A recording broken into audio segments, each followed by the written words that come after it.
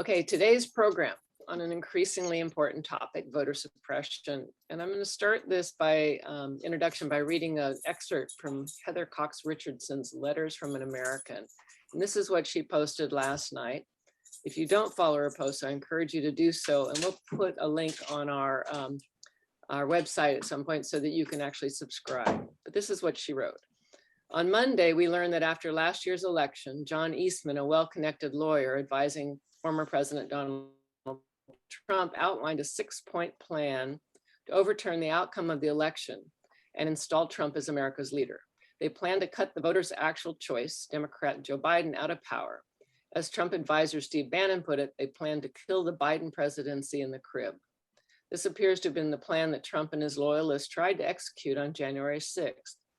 That is, we now have written proof of an attempt to destroy our democracy and replace it with an autocracy. Arguing that they have to stop the voter fraud, they have falsely claimed that the election was thrown to Biden, and Republican lawmakers in now 18 states have passed more than 30 laws to cut down Democratic voting and cement their own rule. Trump supporters have threatened election workers, prompting them to quit, and have harassed school board members and local officials, driving them from office. Although attorney generals are charged with nonpartisan enforcement of the law, we learned earlier this month in September 2020 that 32 staff members of Republican attorney generals met in Atlanta, where they participated in war games to figure out what to do should Trump not be reelected. The summit was organized by the Rule of Law Defense Fund, the fundraising arm of the Republican Attorneys General Association, and they sent out robocalls on January 5th, urging recipients to march to the Capitol the following day to stop the steal. And her letter goes on to highlight the Republicans' concerted effort to move us away from democracy to an autocracy. I think this should be terrifying to every American. And that's part of why we're having this conversation today. The DWC works on a wide variety of political issues impacting our lives and our world, and it's often difficult to decide which issues are most important. But clearly our ability to make a difference with respect to any of these issues depends on our democratic country, where every citizen has an opportunity to help decide on policy, and the elected officials who will create our laws. And our democracy, as we know, is seriously threatened today. The capture of the party by Donald Trump and the Republican Party's support of the growing rejection of any legal institutions of government, mainstream sources of information, and media and civil order are concerning. The DWC plans a program on this other topic in the near future. But perhaps most frightening is the orchestrated Republican attack on the electoral process itself. Almost half the country believes Trump won the election that he lost. This, paired with legislative changes being made in close to half of the US states, is creating mechanisms that can alter the outcomes of elections in a way that destroys the democratic control of our country by the majority of citizens. Today, we look at this razor's edge of democracy. We worked really hard to try to get a speaker from the American Civil Union. Hold on, my screen just lost that. Or the Brennan Center for Justice in New York, but those attempts fell through just in the last few days. So we've asked Mike Rotkin to help us out with this. Former 5-time mayor of the city of Santa Cruz and program chair for the Democratic Women's Club will be our presenter this morning. Thank you, Mike, so much for doing this. It's my pleasure. And I'll say at the beginning that it was a quick research project. I've sort of been following this issue, as I'm sure most of you have, for quite some time. But I went to the Brennan Center for Justice site and the American Civil Liberties Union and found there's a wealth of information about, and that's really the basis of the factual information I'm presenting here. Although I have to take responsibility for the framework in which I'm presenting it. That's on me. Well, from its very beginning, our country was not actually founded on the basis of one person, one vote, or majority rule. Leaving out the issue of African American slaves being counted as 3/5 of a person, which got fixed after the Civil War, the institution of the Senate, right from the beginning, was not basically an institution that allowed everyone to have equal votes. There are 12 states in the United States that have 2 senators that have a population less than that of San Jose, California. Think about that for a moment. So when major decisions are being made about treaties, about appointments to the Supreme Court, about budget issues and virtually everything that really matters to us, appointments of presidential cabinet members, federal appointments and so forth. Those decisions are being made based on an institution. That all takes place in the Senate, and those decisions are being made in a way that means that not everybody's vote in the United States counts the same in terms of that outcome. We're not going to change that. We're not going to change. I don't believe we're going to change the US Constitution, get rid of the idea of the Senate. That was set up at the beginning of the founding of our country on the notion that we had a federalist system in which the various states wanted to have sort of equal involvement in the decision policy making in the country. And so smaller states were interested in making sure that they weren't overwhelmed by the smaller number of states with very large populations. And I don't think that's going to change as much as many of us would think that would be nice to get rid of. It's not going to happen. We should be realistic about it. But there's been a conception, I think, and certainly in the last 30 years, 40 years, that we can overcome this, but by the fact that demographic changes are suggesting that even in some more rural states, urban populations are growing. The number of people of color is growing in these states. And so states that had previously had, with the 2 senators and stuff, we might be in a situation where you could get progressive kinds of legislation through at the national level and progressive appointments to various institutions, treaty decisions and so forth. That would change. Eventually, the demographics alone would sort of like present us with a better situation than we had in the past. And that continues to go on. Seeing that the Republican Party, and this was led by Karl Rove, starting in the late 70s and into the 1980s, and then really got serious in the 1990s. Karl Rove, Republican strategist, came up with the idea that the Republican Party needed to find some way to suppress the vote of urban populations and people of color. They've worked on this on a number of different levels. I'm going to talk about 3 different levels here, one of which is suppression of the vote, the second of which is gerrymandering, explaining what each of these things are, and the third has to do with just directly taking over the electoral process and making sure that the decisions are made not by nonpartisan, traditionally by nonpartisan city, county clerks, and other state representatives, but in fact by partisan legislatures or groups that they appoint to actually run the elections, determine what the outcome was. And that's a little bit about what Laura Lee was talking about and Heather Cox in her piece the other day. At this first level, suppressing the vote, there's been action in half a year between January 1st and July 14th of this year. 18 states enacted 30 laws attempting to suppress the vote. And I'm going to give you some examples, actual concrete examples of these, what it means to what they were doing to try and suppress the vote. And these are decisions made by state legislatures changing the laws about voting, the voting process, the electoral process. I'm just going to quickly run through this list. Shorten the window to apply for a mail ballot. Make it harder to remain on an absentee voting list. Eliminate or limits sending mail ballot applications to voters who do not specifically request them. Restrict assistance in returning voters' mail ballot. Limit the number, location, and availability of mail ballot drop boxes. Impose stricter signature requirements for mail ballots. Impose harsher voter ID requirements for mail voting. Impose harsher voter ID requirements for in-person voting.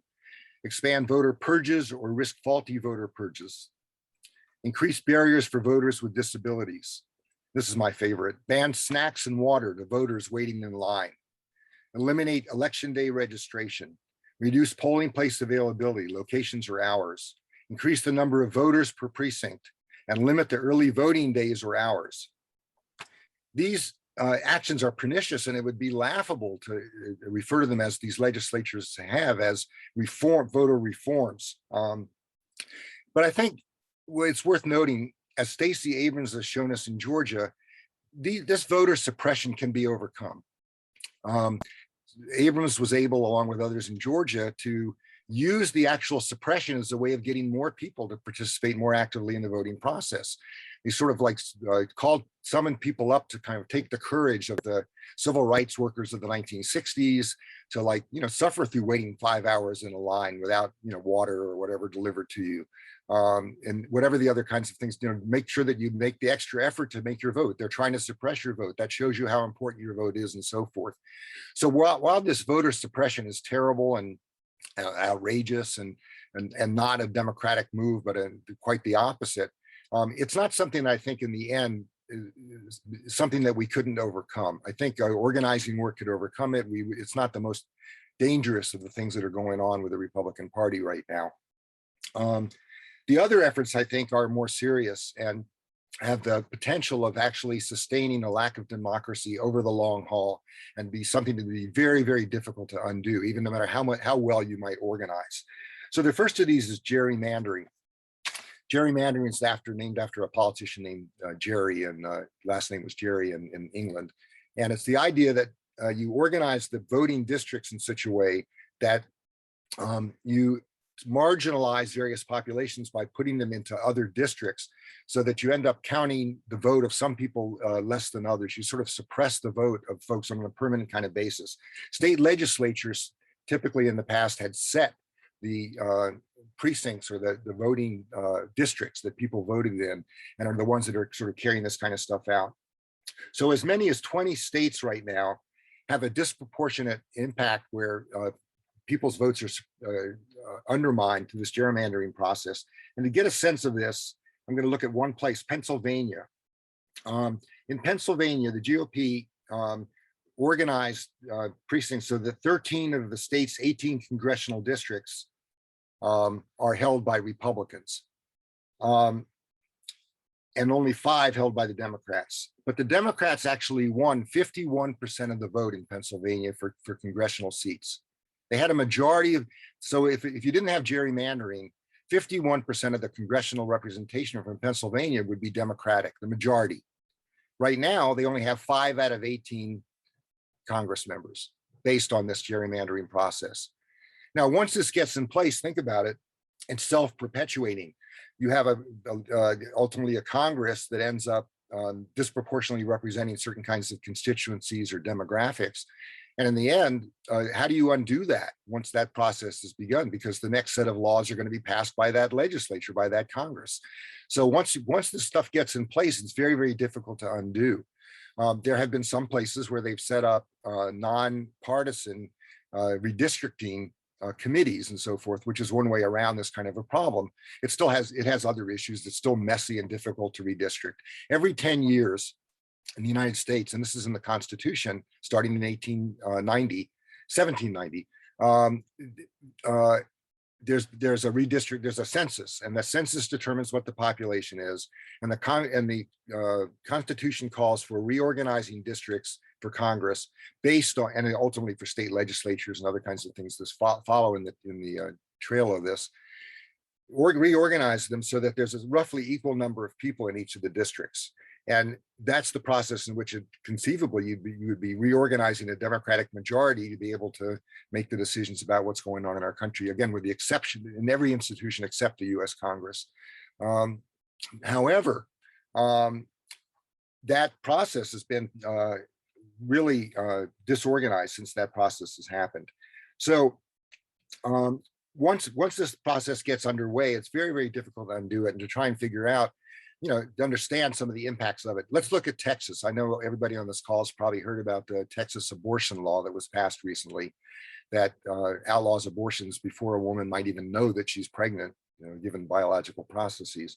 And the majority of the Texas legislature voted to put this in place.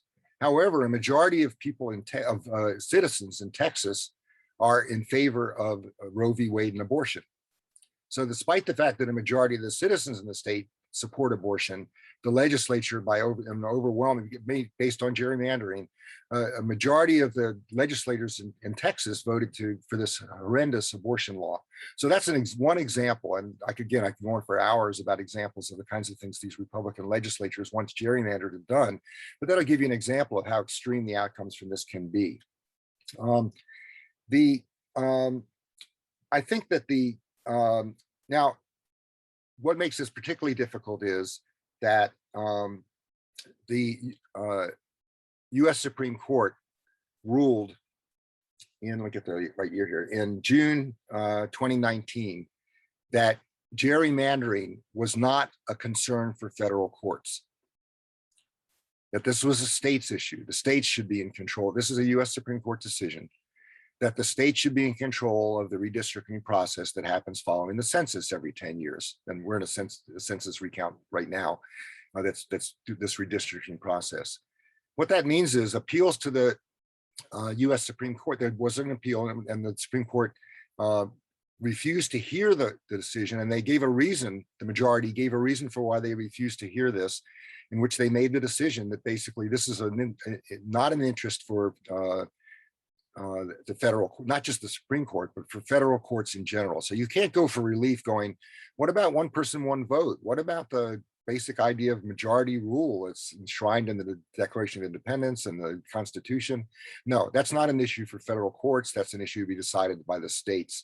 So it's not very easy to undo this gerrymandering process once it gets underway. I'm going to give you some more hopeful stuff here before this talk is over, but at least unless something changes in some dramatic way, that's going to be very difficult to undo. So the Voting Rights Act of 1965, passed in the height of the civil rights movement, basically gave the federal government the power to challenge these kinds of attacks that end up ultimately impacting the impact of voters of color, urban populations, working class populations, whatever kinds of groups, to ensure that there would be one person, one vote. That was a law at the federal level that said that you could take, if you felt that there was undermining of the one person, one vote, again, with the exception of the Senate, if that was being undermined, you could take that to a federal court and you could get relief through that process. And often the US government, when it had Democratic attorneys general, would sue the states that had unfair gerrymandering, for example, voter suppression things that I talked about earlier, all that kind of stuff. You could take that to a federal court and you could get relief, and they would direct them to undo that practice. And often elections were being supervised by federal courts where they felt states were not being responsive to the one person, one vote rule. However, get the date on this one. In 2013, the US Supreme Court majority, appointed by Republican presidents and ratified by a Republican controlled US Senate, declared that Supreme Court declared the 1965 Voting Rights Act to be unconstitutional. And the reason they gave was they said, well, the conditions that led to it, the findings in that law passed by Congress no longer existed. That we no longer, in effect, we no longer really had racism in the United States. We're in a situation where we've gone beyond it, and therefore the federal courts no longer needed to be involved in supervising elections, that you could leave it to the states. There was no longer a problem with this. And they invalidated the 1965 Voting Rights Act, declared that it was unconstitutional, in fact, because it was imposing federal control over things that should be under the control of the state in terms of the federal system that was set up when our Constitution was formed. And there are two ways we can get at this. One of them, which is to get a different decision out of the US Supreme Court. And I'm going to talk about both of these. The other of which is to have a new Voting Rights Act, which makes new findings, and the court would have to, again, their reason for dumping the 65 law would disappear if in fact Congress found that no, racism, they make new findings and provide facts to support them and so forth, that of course racism is not ended in the United States, all the things I'm talking about are examples of how it still exists. And they would be able to basically put the federal courts once again in charge of these states, at least 20 of them, that are passing these kinds of laws that are basically undermining one person, one vote and majority rule. And so the first place to go would be to sort of think about the Supreme Court. Well, the first thing to say is that the majority on the Supreme Court are appointed by Republican presidents and endorsed by Republican senators. They are the youngest members of the US Supreme Court. the idea that somehow just the accidents of people's lives and things that happen and so forth will result in a different kind of Supreme Court, pretty unlikely outcome given what's going on right now. So some much more concerted action might be necessary. For example, it's not in the Constitution that Supreme Court justices serve a lifetime term. That's something that we've developed over time. It's not in the US Constitution that there's 9 members of the US Supreme Court. So it's possible if we were able to take control over the Senate through electoral processes, and that will be a struggle given what's going on, that we could actually change. And there's discussions about this within the Democratic Party. They're not going anywhere quickly right now because of particularly because of conservative Democratic senators like Joe Manchin of West Virginia. But it's a possibility. Another possibility, of course, would be what I would call wishful thinking. Maybe John Roberts, the head of the Supreme Court, doesn't want to go down in history as the guy that was personally responsible for completely undermining democracy in America. I'm interested in more concerted action than hoping John, that the Roberts court will somehow wake up and not want to be sort of seen in history as the group that did that. It could happen, but I'm not going to hold my breath. So the question would be, can we get Congress eventually to change the nature of the Supreme Court such that it reflects better the population of the United States and based more on the principle of one person, one vote and majority rule? I think the better way to think about all of this is to think about possible action by Congress. And there's some hope for, there's some room to be optimistic. I mean, not to get carried away with this, but the Democrats are seriously considering the possibility of a new Voting Rights Act. Right now, Amy Klobuchar introduced the Freedom to Vote Act, which is being considered in the US Congress. It's the successor to the For the People Act, which basically was reestablishing the 1965 law with new findings. This is a little weaker, but it's still a very strong law. And it has lots of protections that would be very, very important if we can get it passed. And Joe Manchin has expressed interest in support of this. Now, we'll see in the end where it comes out. And he's not alone. There are a number of other more conservative Democratic US senators who are thinking about the possibility of doing this. There's a lot of pressure being put on them. You could, as it was said in the introduction by Laura Lee, if you don't have a democratic rule, all the other things that we're concerned about go out the window. How do you make the changes that you want to see in policy on whatever issue you're concerned about? The environment, issues about social justice, issues dealing with racism or sexism or economic issues, all those kinds of questions. How do you get at them if you don't have a democratic institution at the federal level to make it happen?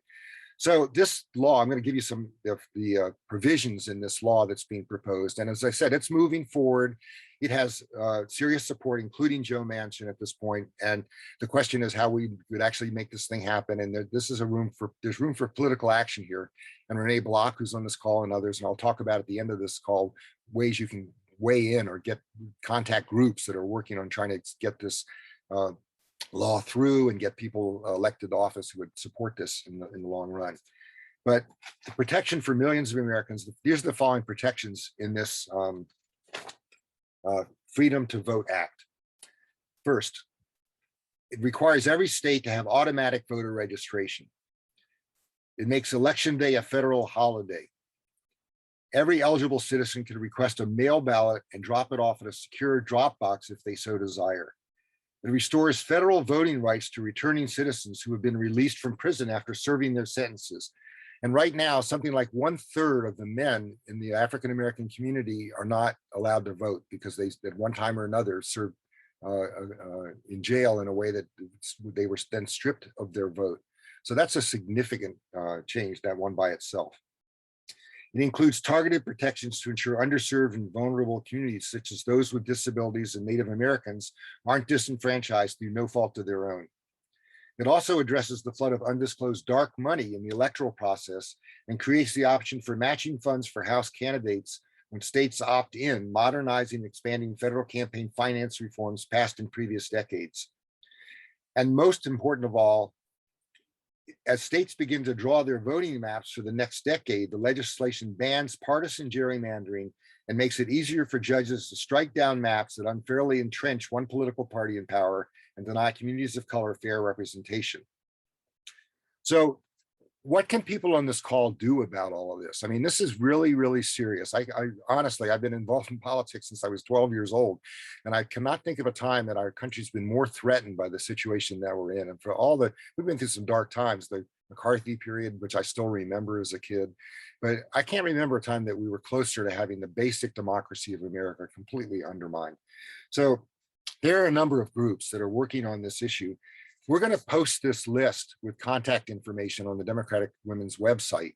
So it's too long a list for me to give you all the URLs over the line here or something.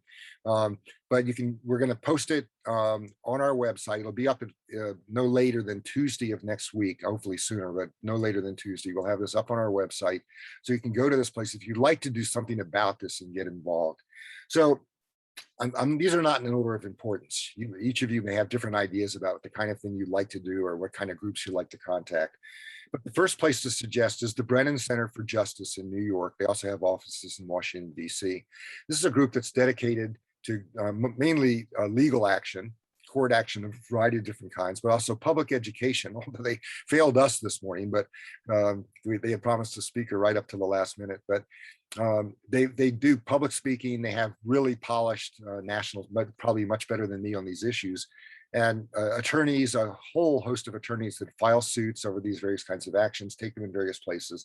So the Brennan Center for Justice and the American Civil Liberties Union, both the National American Civil Liberties Union, headquartered in DC, and the American Civil Liberties Union of Northern California, headquartered in San Francisco, have extensive information on their websites and are involved in legal action, public education, legislative work, and a bunch of other lobbying and a bunch of other kind of work to try and address the issues I've been talking about in this talk.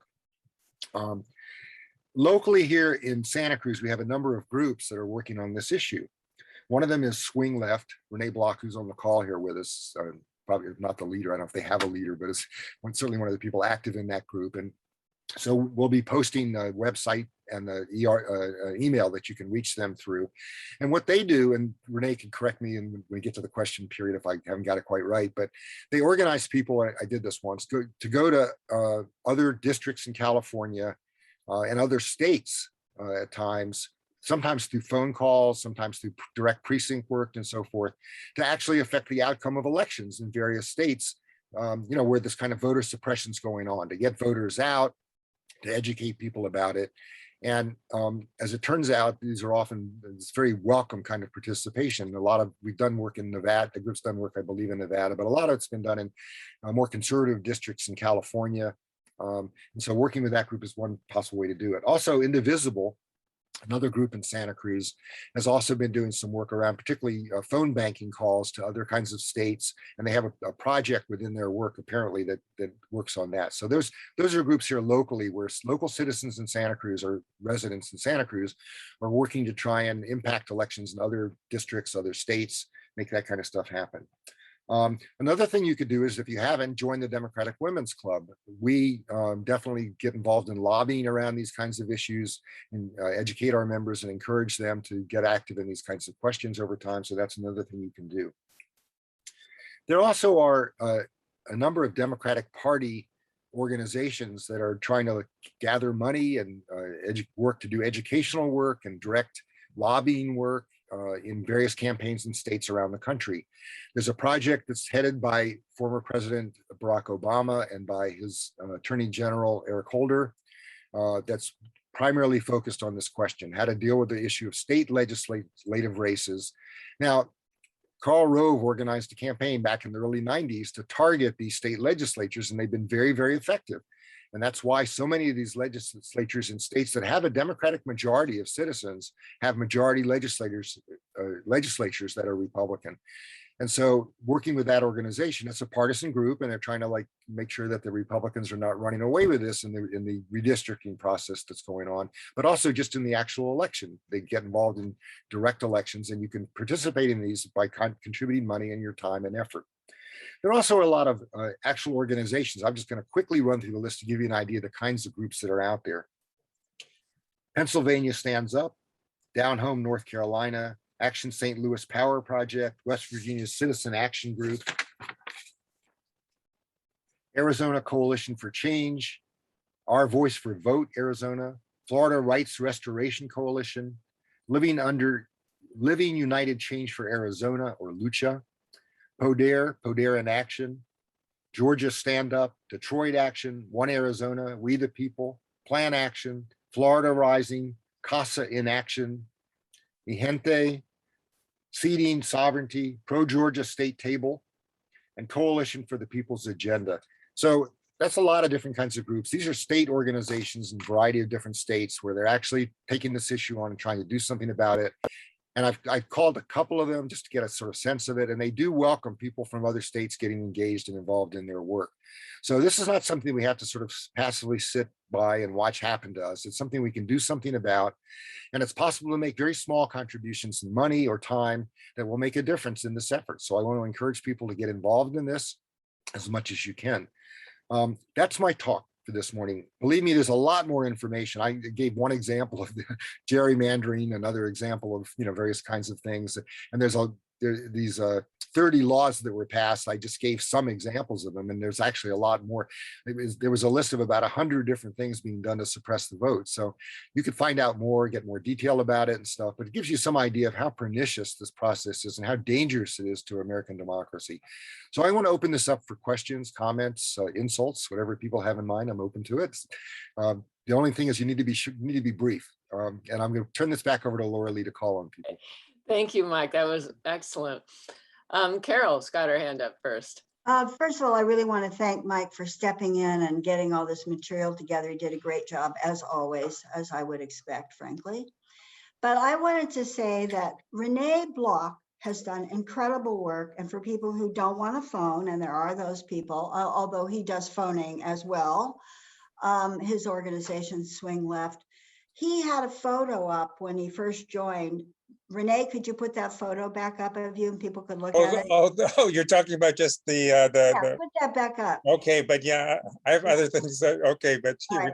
That's Renee delivering 60,000 handwritten letters to the post office in the last election. So, I mean, they really get a lot of stuff done. So if you want to just stay home and write letters or postcards, that counts too. They're personalized in different ways. We had one board member, I think, Rena, said she did 2,000 letters at home over a period of weeks. And, so it's really possible to have an impact, from the privacy and comfort of your own house. Thank you. And thank you, Renee, for all that work. Sure, yeah. No, that was great pulling that all together. I mean, on a few days' notice, that was amazing. Thanks for doing that. Thanks, Renee. We did actually locally, we did some, calling on this matter, and then we got overwhelmed with the recall election. It was beyond our bandwidth, but really the best in terms of phone banking, Common Cause has outstanding operation, and I will put that in the chat, and that's going on almost every day, right there. And so you can take a look at that right now if you want. And what we do is we're calling people in West Virginia mostly, and some in Arizona, and calling the voters there and patching them to Manchin's office and to Sinema's office, and for people that are willing. So then they have actual voters calling their offices, and it's really an amazing operation. So anyway, yeah, so mostly it's for Manchin, some for Sinema, and anyway, I just wanted to share that's really it does take a little bit of ability to do this kind of thing, but it's great, and it's rewarding, and it's really the best way to influence those two senators. They are on board, as you mentioned, actually for the act itself, but it's a matter of modifying the filibuster, which is the real gray area, and so that has to be either carved out, or preferably even better to have a talking filibuster. and which would be great for all the other acts. And so this really needs to be passed by the end of October in order to influence the gerrymandering. Because as Mike was saying, this will be for 10 years. We're going to have gerrymandered districts unless this thing passes next month, because it's already starting all the districts, Redistricting. from the census. So anyway, that's what I have to say right now. Thanks, Renee. Any other questions for Mike? Comments? Gail? Yeah, so one thing that I'm concerned about is the effort to replace and intimidate election officials. I know in the recall election, the election integrity group was at most county elections offices, micromanaging, looking at everything, questioning everything. I mean, the Orange County registrar, had to really, put down the gauntlet and, make boundaries, because they're just getting very, very aggressive. And, and Trump and his team are also looking at trying to replace secretaries of states that, don't play according to his rules. So that's something that I'm just continue to be worried about and that we need to be focusing on as well. Yeah, some of these voter laws being passed, changing the electoral process kinds of laws, make it a crime to stop harassment of voters at the polling place by so-called poll watchers, what Gail was just talking about.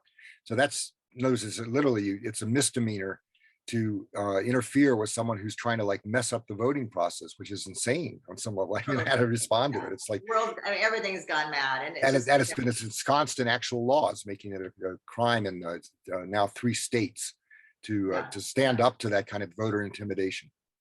Yeah, I mean, I know election officials in California are just done and frustrated, and this last election was one of the worst. Thank you. Elena, I see your hand raised. Yes, and yeah, thank you.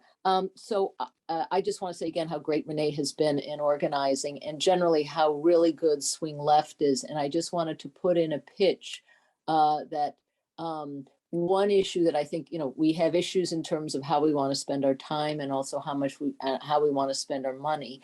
And many of us don't really know what is the most efficient use of our funds, especially as it relates to some of the state races. And I encourage people to go to Swing Left, their blueprint process, which is every quarter they do research to figure out which are the most important races at all different levels, and also all different governmental levels, and also sort of the likelihood of success, because an important race where there's no chance of winning, why should you spend your time on it? And so basically with one press of a button,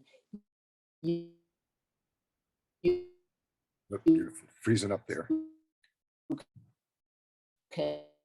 Elena, try turn off your video. It might make your audio work better. You're on mute now. You're muted. It's still up. I don't know how to take it down. Thank you. Any other questions or comments? None in the chat. Yes. Okay. The I Bowmans? don't know what your first name is. The Bowmans. Oh, I'm Barry. Barry. Just a question for Mike. Mike, have you read about whether there's polling data on the popularity of these voter suppression acts? I mean, some of them are pretty naked. Is this possibly a bad thing for the Republicans in terms of voters in their own state? I haven't seen. I'll be happy to get that and make sure we post something about it on the DWC website. I do know that what's interesting is that a lot of these voter suppression efforts, do in fact capture, end up applying to conservative voters as well. Yes. I mean, their hope is that it's going to mainly target the urban voters and voters of color and so forth. But, if you make it hard to vote, it's hard to vote for everybody. And so they're just hoping that the way they target them, they're kind of hoping to apply them disproportionately, would be my guess. And they'll be enforced in places where they care about enforcing them, and they'll sort of ignore it in other places where it's not. But the laws themselves can be quite indiscriminate and can make it so that the voter turnout overall is less. It's been a long time now in this country that basically the progressives in general and Democrats versus Republicans, it's in the interest of Democrats to have large turnouts, and the Republicans, and again, Karl Rove's approach here, try and suppress the vote. The lower the turnout, the better the conservatives and the Republicans do in these elections. So, but it doesn't mean that they're not going to impact the right of some conservative voters to have their vote counted, which is a problem as well. But I don't know the actual whether this might blow back in their face and cause them some actual votes in the next election. But I'll go do some research on that. I'm sure I can find something out about it. I can't imagine someone has not done a poll on that. Any other questions or comments? You got Barry? You're muted, Barry. Barry, you're muted. Okay, I just want to say, with this background, generally bad news, we should all pat ourselves on the back for the vote in the recall. I mean, 2-1, that was amazing. I think California just really stood up and said, no, this is ridiculous. No, and if you're looking for a reason for optimism, and we need that these days, God knows we need that these days. You look at Stacey Abrams' work, and she's not alone. She's a representative of a lot of people doing work on the ground. But in Georgia, we're really able to turn around the voter suppression efforts there and use them as a tool for sort of getting their voters out to say, like, stand up like your parents and grandparents did in the civil rights movement in the 60s, and get out there. And, if you have to stand in line for 5 hours, that's what it takes to make a difference in the world. And, it basically was really kind of a pitch to people, and it was very, very effective. And that's why we have 2 Democratic senators from Georgia, because before that race began, it looked pretty bad for us. I mean, Georgia's been a Republican representation for a while. And so the fact that they were able to fight back against it means that it can be overcome. It's not impossible to persuade people to not put up with this foolishness. Any last comments? Andrew has his hand up. Yeah, thanks. First, thank you, Mike. That was really thoughtful and well prepared. While we talk about Georgia and Texas and some of the other higher profile states, I want to comment just for a second on what's happened in Florida the last couple of years. So in 2018, the Florida voters passed a bill that would restore voting rights to people coming out of the prison system. And that represented over 1 million people in Florida. And that passed with 64%, almost 2-1, which was pretty startling. The legislature then overrode that referendum by restricting voting until people had paid their fines and fees, which kind of amounts to a poll tax. Now that's working its way through the courts. The district court overruled it, and then the appeals court overruled that. So now it's working its way up the federal court system. But just a cautionary tale, Mike, exactly as you brought up, of the battle between the will of the people, and when you have these gerrymandered legislatures that are trying to nullify that. So just a cautionary tale. And at the Supreme Court level, often they don't even take the case and then make a bad decision and tell you why they did it. They simply decline to take, the majority declines to take the case. And so, where you look to the US Supreme Court to sort of defend the Constitution, and again, there's a kind of an irony here, because these are supposed to be originalists that are in the majority on the court, who believe that they're carrying out the will of the founding fathers. And the fact of the matter is, they won't even take a case that so clearly impacts issues related to the Constitution as it was being formed. Thank you. Carol, you have a question or comment? You're muted. You're muted. Sorry, muted. Am I unmuted now? Yeah. I just want to say to anybody who's on the call right now who doesn't know that Andrew Goldenkrantz, who just spoke, is chair of the local Santa Cruz County Democratic Party now. So just know, who Thank you, Andrew. people are. Yeah. I also would point out, in terms of Andrew's comment, There are more people in prison in Florida than in any other country in the world, Gee. just in that one state. Think about that for a minute. You know, it's just, I mean, they were in terms of, and they're not the most populous state in the United States by any means. And it's pretty amazing that that just disenfranchised such a huge number of people. Well, it's a lucrative business. Yeah. Any other comments? Seeing none. Mike, thank you for this excellent presentation today. We're lucky to have such a well-versed and civic-minded and focused expert in our community and a public servant all the way. So thank you for that, and bravo for all the preparation and delivery today. Thank you. A little bit of a clap for you. Silent claps on mute. So as we close this, we're going to post resources on our website, and this presentation will be on the website as well. Don't forget Measure A kickoff today, this afternoon at the Natural History Museum. What time was it again, Carol? Do we 3 remember? o'clock. 3 o'clock. 3 o'clock, thank you. And then we have the Women's March in support of women's reproductive rights on October 2nd at the town clock. Do you know what time that's going to be? I think 10 o'clock. 10 o'clock was the schedule now. Mhm. And And also you. that redistricting meeting is going to be on the 29th in Felton, if anyone's interested in going to that at the Felton. Thank Branch you. Library. thank you. All right, that's it. Thank you all. Have a good Saturday. Thanks. Bye-bye. Bye. Thank you. Bye-bye. Bye. Bye.